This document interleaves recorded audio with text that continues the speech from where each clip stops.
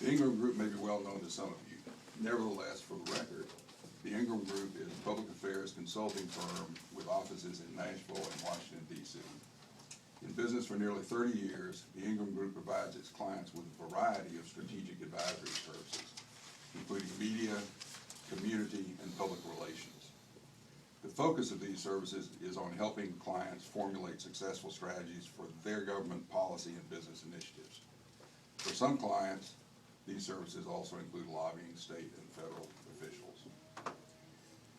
In addition to having a proven track record of success, the Ingram Group also has a well-deserved reputation for integrity and professionalism. Indeed, we are here today because of the professionalism and integrity of the Ingram Group senior partners, Mr. Ingram and Ms. Durham. They do not have to cut corners in order to be successful, and they have a consistent history of accurate and timely lobbyist registrations and disclosure statement. There was never any purposeful effort to avoid or circumvent the registration process, and there is no proof whatsoever that was the case, that there was any purposeful effort. Nothing in the record indicates to you otherwise than that there was never any purposeful effort to avoid registration. The Ingram Group is not bashful about its lobbying work. Ms. Durham and Mr. Ingram are registered with the Commission as lobbyists for 22 or so clients. And that open record brightly underscores the isolated nature of this mistake. Upon learning of the mistake, Ms. Durham and the Ingram Group moved immediately to correct it, and no amount of finger-wagging by the press should prompt this Commission to hold the Ingram Group to a different standard.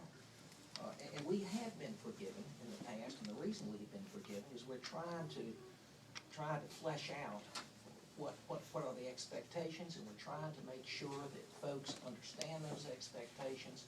And I can tell you that some little, I don't mean this derogatory, but some person in a small little community who's got requirements, but has no idea as to what we do and what our obligations are, we are much more forgiving to them,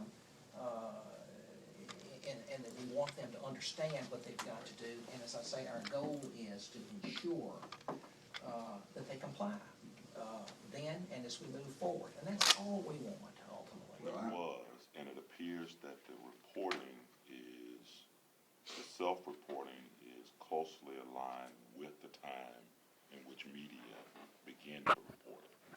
Well, I think what happened Afterwards, as a matter of fact. I think what the sequence of events is, got an inquiry from the press, said, hey, you're not registered. We said, we are, and then went to check, went to the computer, pulled up the TEC, checked,